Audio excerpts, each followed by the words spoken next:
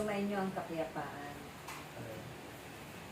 Ang araw na aking itinatagda ay yan ang aking kalooban sa inyo. Upang tayo ay magkatipon sa aking pinatagda. Malaong ko na kayong napagmamasdan. At malaong ko nang narinig ang inyong pag-awit,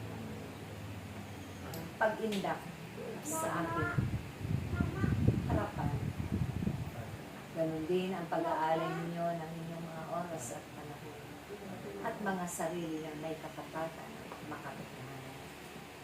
Dahil kung naglilingkod kayo na walang kalakip na pag-ibig at kagalakan, walang kababaan ng kalooban, mas minabuti ko na kayo'y huwag munang tumungo sa aking gawain. Ako'y inyong papurihan lagi. Ako'y inyong sambahin lagi na may pagkakaisa. Dahil ito ang ibig ko at pinaluluguran ko. Upang patuloy na ako'y inyong tawagin din. Higit sa oras ng inyong pagtulog at sa oras ng pagmulat sa inyong mga gawa. Dahil ang aking tulong ay laging darating. Ako ang liwanag, ako ang katotohanan sa pamamagitan ng aking salita na panuto ang bawat isa sa aking piling. Sa pamamagitan ng aking pagsasama ng mabubuting bagay at pagbabahagi nito. Ito rin ang inyong ibinabahagi at ipinapalaganan. Bitbit ninyo sa tuwing tayo nagkakatipon. Ipagpatuloy ninyo ang lahat ng ito ang Amen. Upang lagi akong maparangalan at maraming makakilala sa akin. Marami na hindi pa magpahanggang ngayon nakikilala si Yahweh. Kung kaya't sa bawat pagtitipon ninyo, ako'y inyong sangkitin. Ang aking banal na pangalan sa kanilang lahat upang ako'y makilala. Upang kung lumating man sa kanila ang mga hindi inaasahang pangyayari sa kanilang mga buhay, ako'y kilala na nila at tatawagin din nila makaikat at lupulit sa araw-araw ng kanilang mga buhay.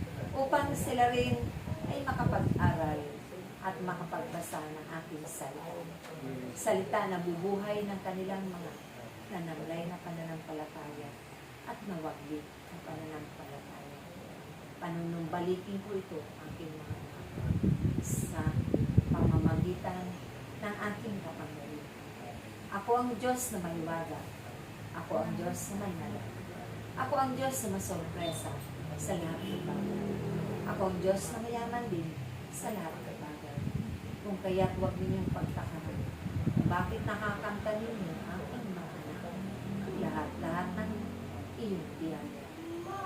Sa araw na kayo'y nangangailangan, tawagin niyo lamang si Yahweh. Ako ang inyong dakilang kagagalan. Kaya ang himala ng kagalingan ay lagi kong ipagkakaroon. Ang himala at liwaga ay magaganap lagi sa inyong mga buhay. Dahil akong si Yahweh ay inyong pinaglilingkuran sa pamamagitan ng inyong apat. Kaya't huwag ninyong kaliligtaan ang napakahalagang bagay na ako'y inyong tanggapin at pagsumikapan sundin ang aking kalooban. Ako nga, ako ang Diyos noon magpahanggang ngayon na hindi nagbabago. Ako ang Diyos na kailangan ninyo sandigan at asahan. Dahil kailanman, wala na kayong pupuntahan. Wala na kayong susumbong pa, kundi ako siya. Kaya, aking mga anak, magpatuloy kayo sa inyong paglilingkod. Magpatuloy kayo sa inyong pagpupuli. Magpatuloy kayo sa inyong pag-awit sa aking pangalan. Ako'y laging nariyan sa tabi, kasama ninyo sa lahat ng oras, sa lahat ng sandali na ngayon. Kaya't akong si Yahweh ay maliwaga. Ang aking salita ay tunay na makapangyarihan. Tatandaan ninyo ito at pahalagaan dahil ang nagpapahalaga sa akin ay tunay na kikilalang sa aking mga pangako ay hindi napapago.